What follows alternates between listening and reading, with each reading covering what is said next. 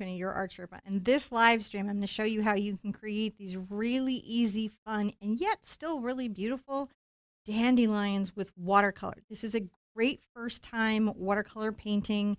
You can use any watercolors that you have. Of course, if you check the description, I'll tell you exactly what I'm using, exact colors, exact materials. But this is one of those very forgiving designs that lets you just do whatever you have on hand. And it's also really good for all ages. On the mic is my husband, John. Hello. You will hear his voice during the live. He does some very important jobs around here. He turns all the cameras on and gets us to the live stream. He also makes sure that you can see the painting action as it's happening.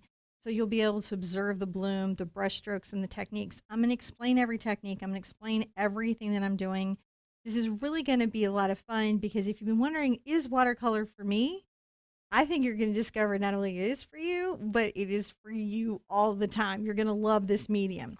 I'm so pumped today, seeing everybody in the house. I see a lot of people in the live stream today, so we've got people painting with us live. I think we're going to get our first gnome out in a minute, which is our text notification to let people know that we're live. So the room should bump up in a second. If we can go to the table, we'll show you guys what we're painting today. So here we are. I've got my little watercolor paper here. John's going to shrink me down, so I'm not going to be covering the painting surface. Look how tiny I am. I'm so small.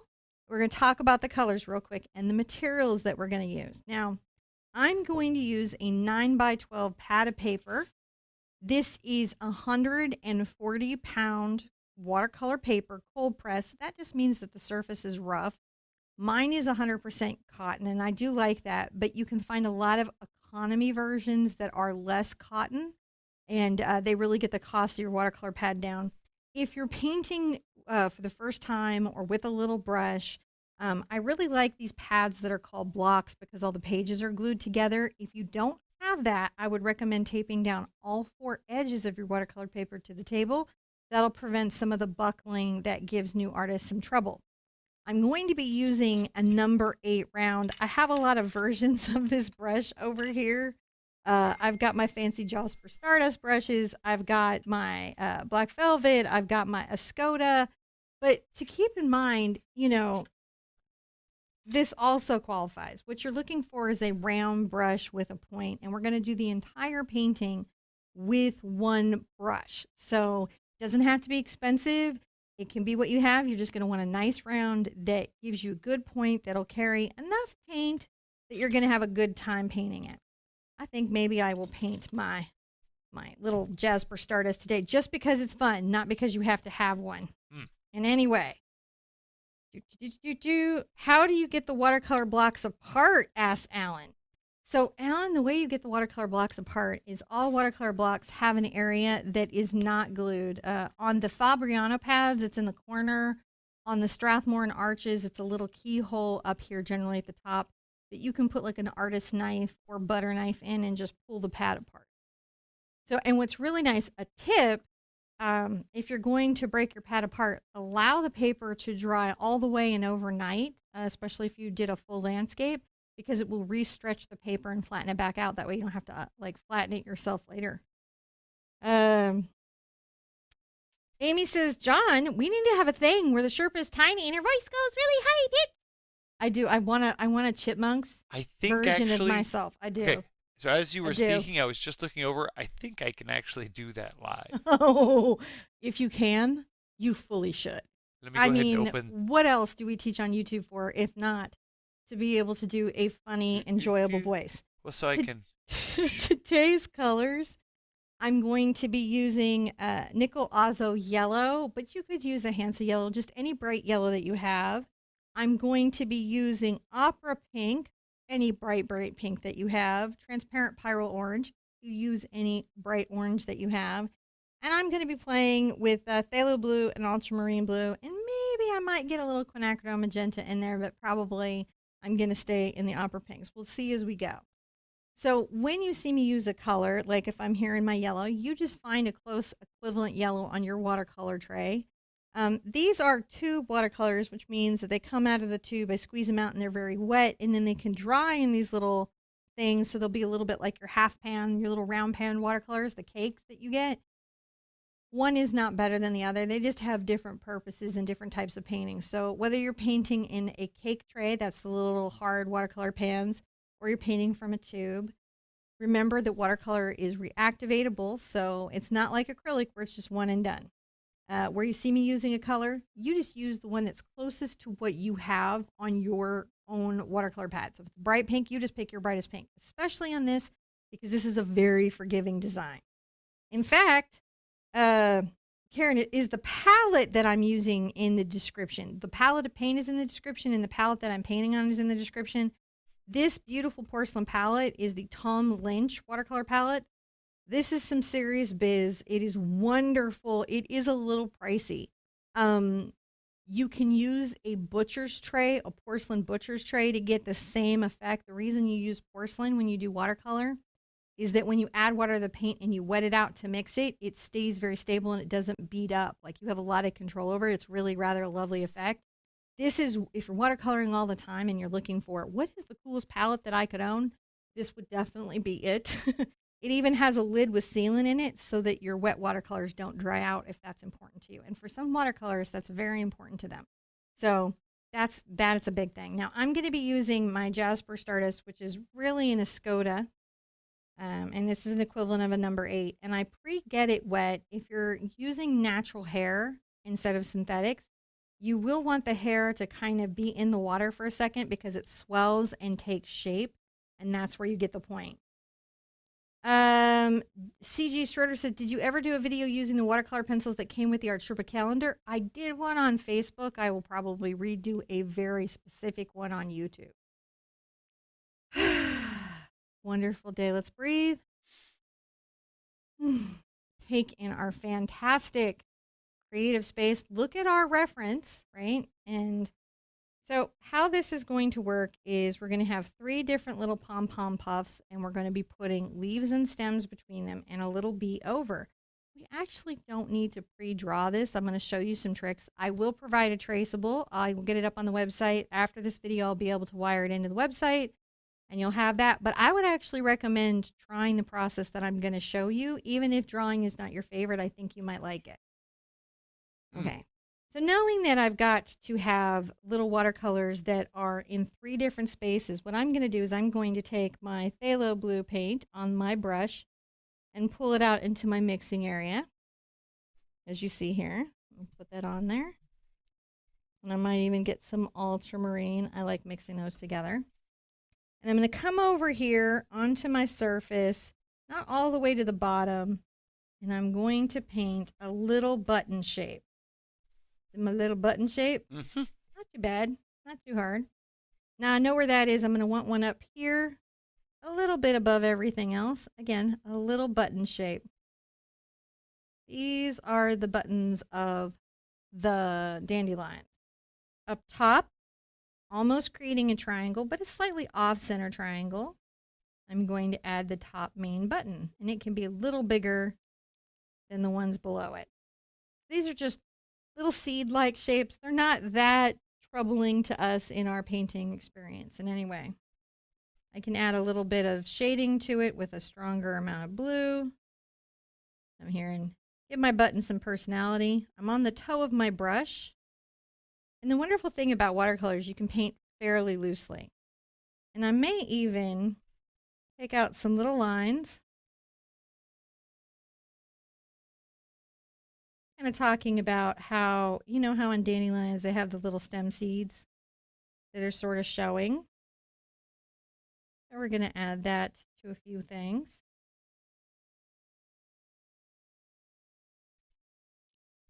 Keep those lines short. Don't get too long with them, you know. And keep them fun because these are delicate little things. Now you've got a little button. It almost looks like an amoeba with legs at this stage. I like to rinse out and make sure that I'm keeping my brush into a point here because you want it to be in a nice point. I'm going to rinse out thoroughly while all these are having a dry. And I'm going to do kind of a fun thing. I'm going to come get some of my nickel Azo Yellow and put it out. And I'm going to make my bean shape that will be my bee. Let's put this like above here. I need to make sure I've got a little circle of space that goes around So my B has to be above that. I'll need to leave room for the dandelion puff. In the B, we're going to make a pointed bean. A pointed bean. Yes, he has like a little bean shape, but he's a little bit pointed. Yeah. And then we're going to just take our brush and flick out at the edges. This makes him a bit fuzzy. And then while this is wet, I'm going to get some of my Payne's gray. You could use whatever black you have. And just a little bit right now kind of come out with a line. That's going to make a wing. And see how this blooming happens here? That's okay. Kind of creates a little shading. Let's put a little wing in front of it, a little wing shape. And then another one coming off. We're not painting these solid because they tend to be a little bit see-through. Before this is dry, rinse your brush out. Come over and get some of your orange, whatever bright orange you have, on whatever watercolor you're using today.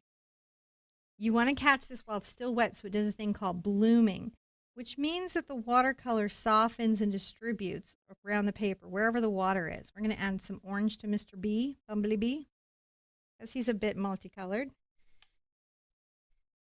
Isn't he cute? Now he needs to dry. He needs to have a little dry. I'm going to come back, maybe grab some Ultramarine Blue. And I'm going to make some stems. Now, if you think that the flower is going to come down here, I don't want it to go about an inch past the bottom of my paper. Mm-hmm. And I'm going to roll, make sure this is on a nice point so I get a good line. I'm going to curve a little stem line down here. And then another one here. These are little fine lines. This is a good time to practice how hard you're pressing on your brush.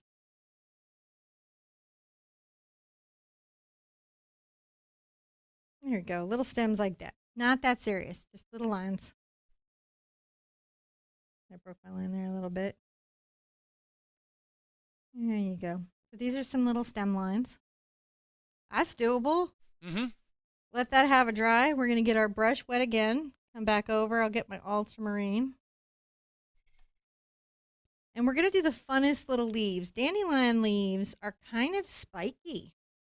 Yes, they are. They're a little bit spiky. They're saying, I am not as tasty as I look. What you see me doing is taking paint from my dry cake and adding water to it and mixing that around so it's a little bit wet, and I'm loading it on the brush, and that helps me control how much pigment and water is on my brush by doing that. Now I'm going to come here and make some spiky upward little brush strokes that are come to a point. Maybe come across here. That's a leaf. Notice that I don't try to draw the whole leaf, right? I leave a lot of open lines. That's kind of some of the fun that it's watercolor. Maybe get a little more also phthalo blue in it. I'm going to make one that sort of comes out this way. And I'll make sure that I have spikes,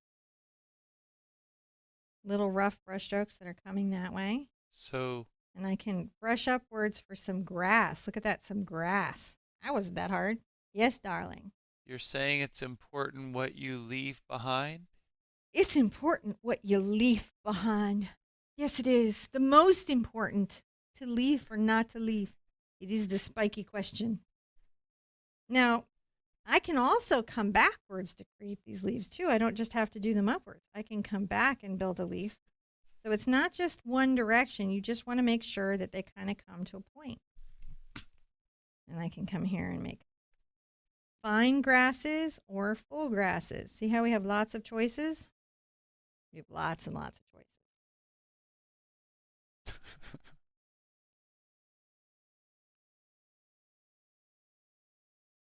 Lots of choices. And again, our dandelions, the trick is I want to leave room for my dandelion puff. Oops. I think there's I made a mark. There's this small bit of irony as you say we have so many choices, and I look out the window and it's snowing. And says, well, it is. This was just, this grand irony moment. Now I'm going to get a lot of my bright blue. That's my phthalo blue. And I'm going to load that on, and I'm going to come along and along the edges of this, while it's still a little bit wet, I'm going to make these define lines. And sometimes where the paper is wet, they're going to soften and kind of blend in, and sometimes they're going to be a hard edge. And that's some of the fun of this. That's some of what the fun is in watercolor, because watercolor lets us paint things, and we don't have to say everything about everything we're painting visually with our marks. We can kind of tell some of the story, letting the viewer and ourselves imagine and fill it in. Mm-hmm. Right, and come here with some of this. And you can see where I play an ultramarine blue against a phthalo blue. Gives us a nice, fun little story that we're telling. Him up right here, and let's go along there. Oh, that's enjoyable. And that looks like a very spiky leaf.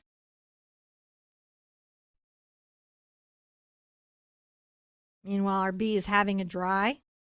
Now, one of the things, if you're brand new to watercolor, to remember is that even as it looks dry, it's still drying, and it's pulling down into the paper, and it's doing something called softening, and the color is also shifting.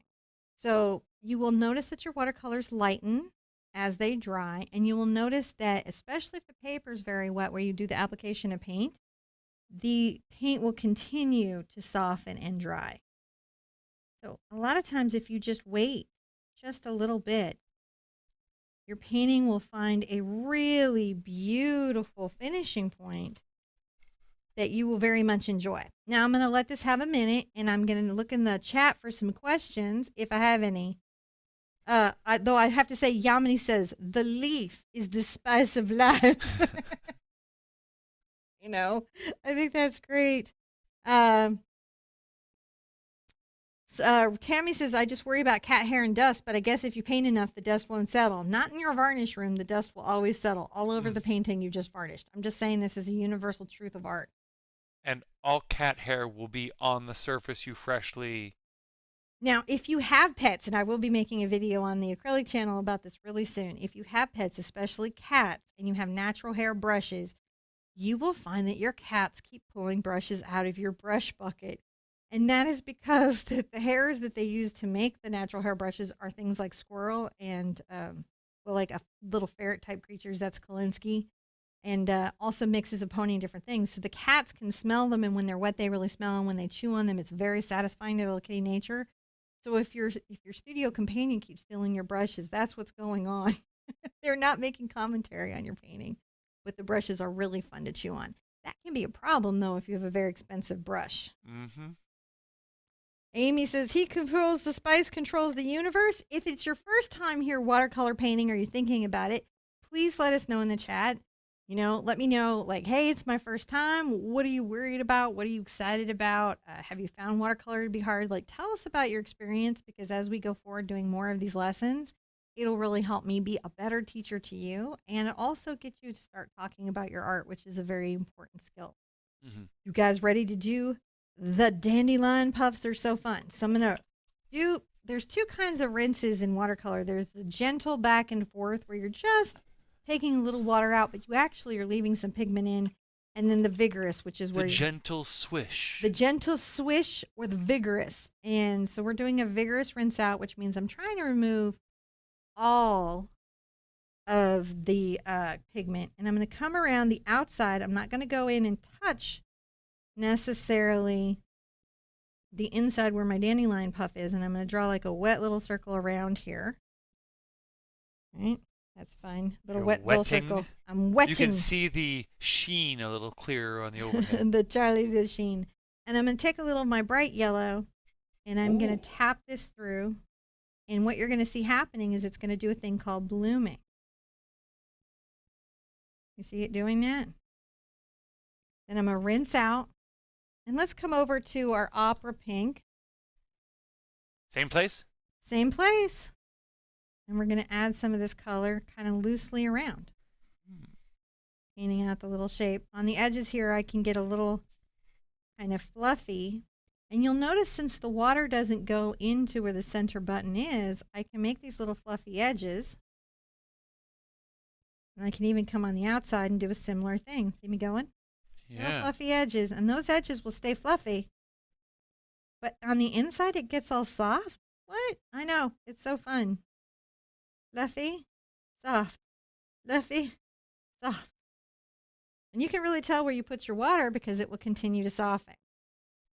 Oh my gosh, I like that even better than the original one.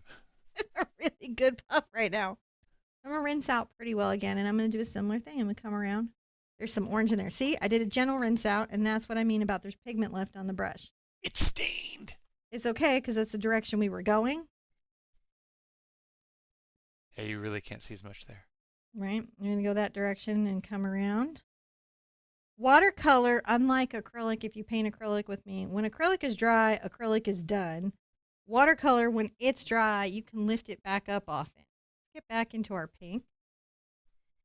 And this time we're going to come through and put a little pink in here. I might even kind of fluff the inside edge here with my brush and fluff the outside edge. The amount of water you're trying to add to your paper is enough to make the paper shiny, but you don't want to make a lake. You don't want fish to swim in it. You only want, say, tardigrades to live in it. It's a tardigrade level of water. It's not, you know, small water, microbe level water. It's tardigrade level. When I have that little pink in there, the tardigrade level water, only a tardigrade could live here. I'm going to add some of my Pyrrole orange. Again, just you pick your bright orange, whatever bright orange that you have. So far, I haven't even gotten into my magenta. I'm just having so much fun with the color that I have. Look at that. That's looking super good. Oh, I love that. That's the fire flower. I've been doing a bunch of these dandelion techniques, so I think I'm just getting better at it and better at it and better at it. Like at first, it was kind of like roughing it there, but now I'm like, you will do it. I'm going to come around it again. Make a round circle around my dandelion. I may change the thumbnail for this one. I like these even much better. And maybe I will go ahead and get some of my Quinacridone Magenta out because it's sort of a fun one. Look at it go. You can see it's definitely thinking its own thoughts. So where I pull this paint, where the paper's dry, you can see it stays very in control, doesn't it? It doesn't just soften and bloom, but where the water is, it softens and bloom. And I think that's a great way to make little dandelion puffs. And I'll show you some other paintings I did with this technique to give you some ideas. Alan says, mine does not look like hers. Sometimes mine doesn't look like mine either, Alan. So, you know, it takes us a minute to kind of work out techniques, I think is what it is. When I have that all in, I'm going to go ahead and grab some of my orange.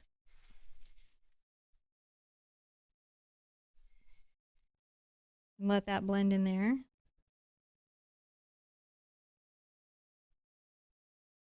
This will remind me a little bit of Dr. Seuss, the Lorax, the trees. Mm-hmm. Just really fun. All right. Mama Jo says, do the colors get muddy? So in watercolor, my colors are much less likely to become muddy because I'm not really working the paper very heavily. If I'm working the paper, which is going into the same area again and again, lifting up a previous color and putting down a new color, they can become muddy and the paper can become, the word I would use is fatigued. The paper starts to look very fatigued and tired and worn out. And that really is about you roughing up the surface of the paper, and it starts to pill and everything, which is why I don't recommend drawing directly on your surface and then erasing. That's why we like to do our sketches and our designs and then use a transfer tracing method to put them on the paper or freehand, because you want the paper surface to be as pristine as possible. Watercolors tend to be a glaze. So you know how like quinacridone and phthalo blue doesn't make a great purple in acrylic?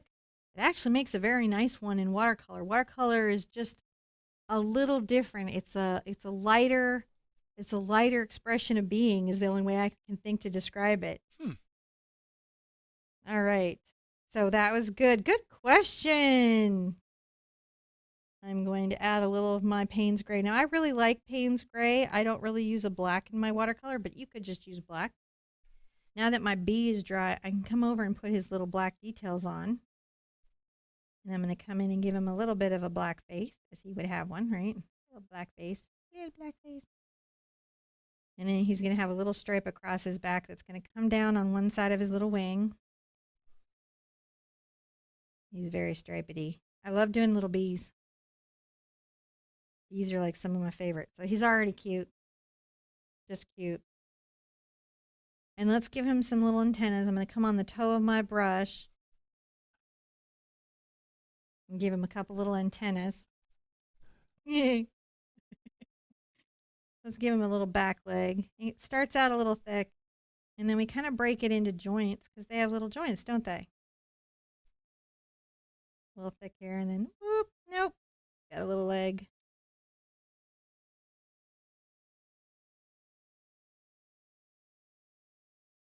You know, and you don't have to see every leg on a bee. They have a bunch of them, but not all of them have to be drawn or present. The wing color I like to make is a mixture of the gray and yellow.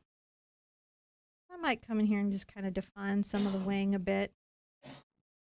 Not with black, but just a bit. So now he's flying. He's happy. Guys, we're almost done. Oh, I know. It's just so sad, but the bee's here. Let's do a little final touch. We can take a little of our blue if we want.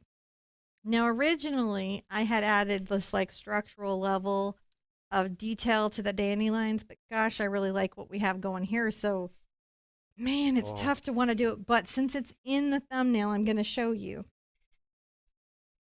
I'm going to go ahead and add a little bit of this sort of like shading of fluff. These are little short little marks, and you can choose not to add these if you're not feeling them. They are not necessarily necessary. The little fluff shadows. The little fluff shadows are not. Because I really have gotten this sort of thing down, but we can add them. A little bit of fluffy shadows. And it kind of does tie everything in. And then the last thing we can do is splashes and splatters. I'm going to take a fairly wet brush and load up some yellow. I'm going to add some more water to it. And then to get the splatters, all I do is tap my brush. And the paint will sort of bounce off. You don't have to splatter your watercolor. It's just a fun thing that we can do. It's an option we have as artists. Come in and add these little splashes.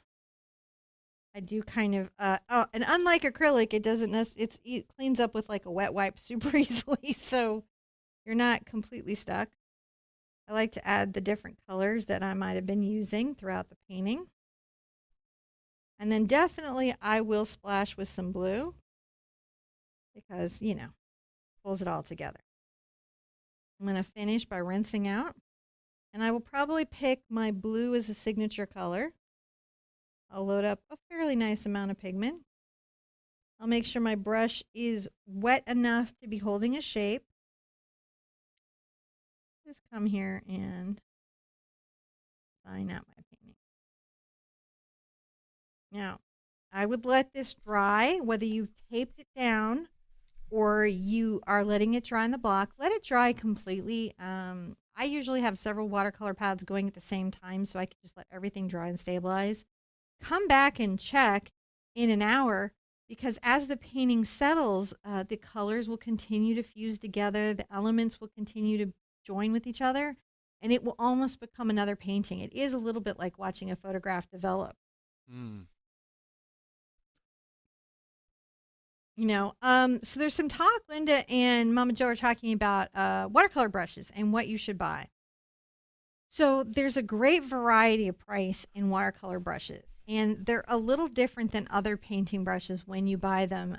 Like this brush is I find it a fair amount of money for what the artist does, but it's certainly a silly amount of money. This brush is an easier to swallow amount of money. This is like a crystal number 8. With watercolor brushes, they're forever. If you take care of them, if you rinse them out and lay them flat to dry between painting sessions, if you keep them finger shaped, which is just pulling your fingers together and shaping the brush and laying it flat to dry, they're going to last and last and last. So any investment you have in your watercolor brush is an investment that you're not going to lose through wear and tear of painting. Like acrylic brushes wear out because you use them and they're part of the consumable process of painting. And so they might last a year or 2 years or a few years, but they are going to wear out over time. Watercolor brushes will not wear out. I really like Escoda. I think it's a very, very good brand. And that's what actually Jasper Stardust remakes. There's a bunch of really good brands of watercolor brushes out there. And Royal and Langnickel makes some decent brushes.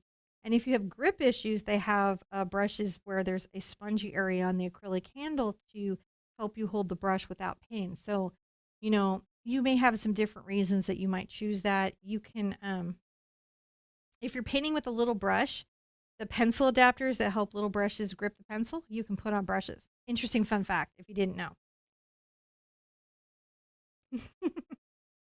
Amy's like, all the bees. Now, let's look at what we've got coming up in watercolor. We have next week, we're going to be doing the Mother's Day watercolor, right? So this is what we're going to be doing. This is very little brush friendly. This one I will encourage you to use a transfer traceable with, and I will demonstrate how to do that in the show. I had mentioned in the posting that it can be done in different colors. So if you have a mother that you're doing a project for as a gift, you can customize the 2 colors or 3 colors that you're using to be her favorite colors, which is really kind of a fun thing to do. So like on this one, we did pinks and yellows, which is really, I think, rather pretty. So this is a fun upcoming, and again, this is very one hoot. We have just finished. Let me see what all I have going on here. Oh, coming up in a future lesson, I'm doing a lot of watercolor birds. I can't say specifically it's him, but I'm doing, like, isn't he cute? I'm thinking this would be a fun watercolor lesson. It's kind of moving up the little hoot scale a bit, but we'll start to teach you doing loose and tight floral work and also like birds. I think birds and hamsters and goldfish. We'll be doing those for a minute because they're a shape that you can familiarize yourself with fairly easily. And a lot of ranges of painter can paint them, and you get a lot of good effects even when you're kind of like, maybe your bird's fat or your bird's skinny. It's still a cute bird no matter how you paint the bird, or your hamster or your goldfish. So that's a true thing. There's today's. I'll show you some other watercolors I did in this style. So this was one of the ones I did with more bees, right? So this was a fun one I did, and I got all splashing loose and crazy with it, did more bees. So we'll probably do this again. And then here's one I did with a budgie, because again, birds. Yep. Budgie. Got silly with a budgie. Here's our eagle from last week. I may take some of the watercolor lessons we had on Facebook and upload them to the channel. So if you guys had been missing those. Oh, we're going to be bringing back some of the Q-tips. Oh. Really fun, real easy. So watch for that. That's coming back. All right. Now, the channel's new, so definitely come by, comment, share, let people know it's here. It's going to need a lot of love to get going. Let me know what you want to paint as we go. Just know a lot of birds and hamsters and goldfish are coming because they're a great subject matter to learn on, and they teach you a lot of different fun core skills with not making it too stressful in your experience. I know we'll be losing Linda on fish days, but we love her, and maybe she'll come by and paint anyways, even though she's not a fan of fish. We will talk about things like aqua brushes, different types of brushes. We will be doing some tip videos over here.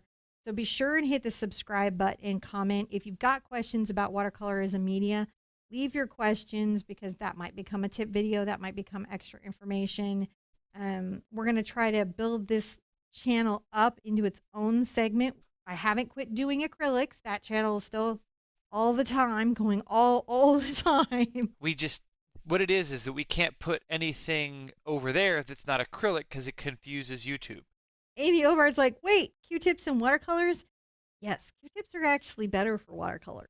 So, yeah, we're just wanting to split stuff up, and since we're not particularly, we just want to make sure to get the information to you effectively. Yeah. And this seemed like the smartest way of doing it because just making it, everyone says don't do 2 channels, but we were like, we got to do 2 channels because otherwise it's just going to be like, people are going to be like, are you doing only watercolors now? Or and it makes it confusing for people who come by and try to find stuff. So it's just easier for it all to be here in one place. Now, please do share your paintings with me. You can share with me on Instagram. You can share with me on Twitter. Twitter is actually a great place to share with me because I don't have that many Twitter followers, so I get to see a lot of stuff that you tag me in. I don't know that will be forever true, but I suspect it will be because I'm not really good at drama, which means I don't really grow on Twitter. Because that's kind of a drama-based You've got it's to be able based to on throw more shade than I can. I can throw shading, but not enough shade. how tweedy can you be? Or how like I have a cat account that I follow. The guy has hairless cats, and he dresses himself and his cats up to match. That Twitter account does very, very well. But why wouldn't it? That's like power leveling. Oh my gosh, I'm like obsessed. Like whenever I just think I'm going to give up on Twitter forever, I see him and his cats, and I just think life is good and can go on. Even in the Twitterverse. I would love but to it's see. a good place to share. And on Facebook, we have a group, and the watercolors can be shared like any of my other tutorials in the Art Sherpa official group. As many of the watercolor tutorials as you want to share of mine on any day, so you don't have to worry about those kind of posting guidelines.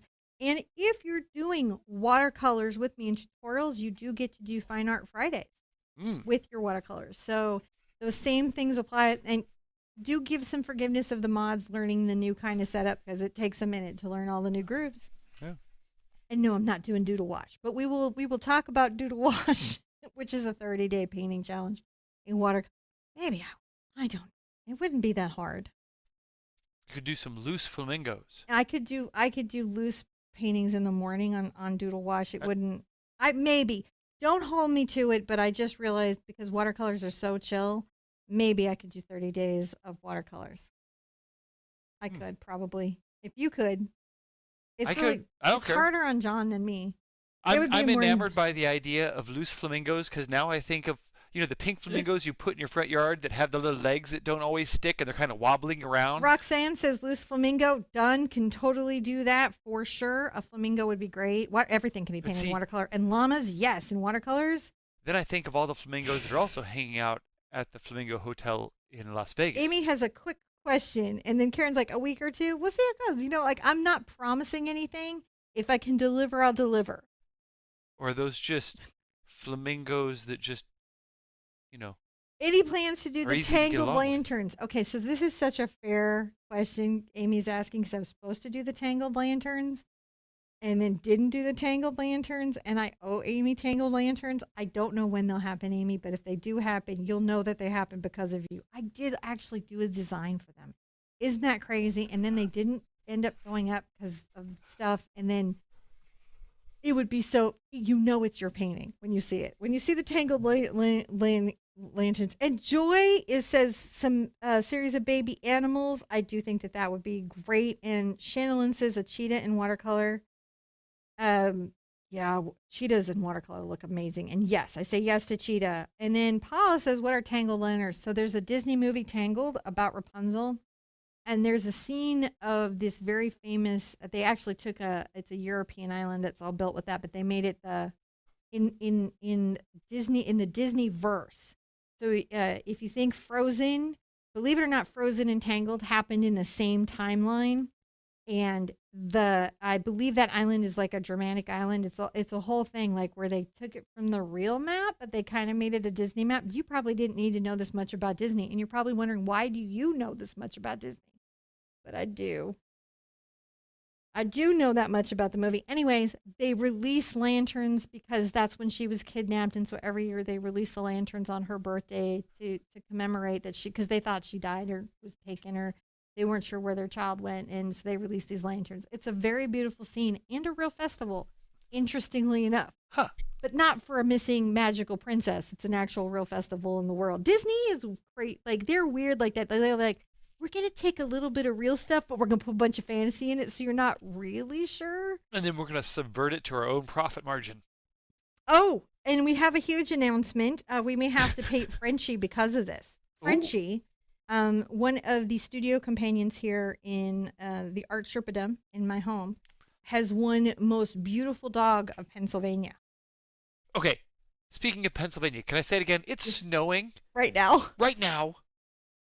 It's just like yesterday, was outside laying underneath my Suzuki in a t-shirt, and then today. And if you want to see more than one video a week, thumbs up the video and let me know. And let me know in the comments if you'd like to see more than a single video a week. If you'd like to see a multitude of videos, let me know.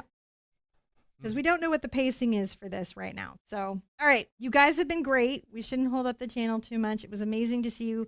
I've missed live. As we're doing acrylic April. Been missing live. I can't. I'll for sure see you next week for our Mother's Day paint along, and I hope you guys are going to bring your little brushes and the whole family because I think it's going to be a great project. Yeah. Tip: if you go to any of the craft stores, there are packages of watercolor cards. They're actual green cards made out of 140-pound watercolor paper. So if you're helping a little brush do a gift or project or something, that might be a good thing to do. And if you do it small, you can put it in one of the prefab frames. Yeah. That's pretty cool. Be good to yourself. Be good to each other. And I want to see you and an easel really soon. Bye-bye.